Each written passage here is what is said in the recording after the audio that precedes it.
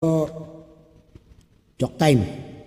Isang araw guys, tumatakbo si Santiago, no? Papunta kay pare niya Juan.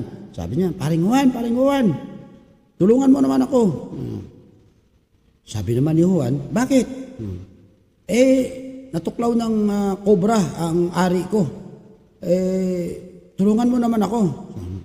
Sabi niya, sige, sandali lang, tatawag ako ng doktor. Di nag-dial si Juan, tumawag. Hello, sabi ng doktor. Dok, si Juan to. Bakit? Dok, natuklaw ng ahas yung kumpare ko. Ano ba pwede kong gawin?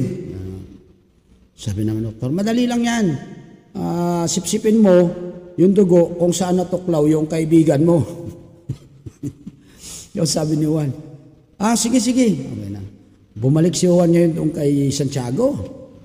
Pero sabi ni Santiago, paring Juan, ano sabi ng doktor? Sabi ng doktor, mamatay ka na daw. Ayaw na.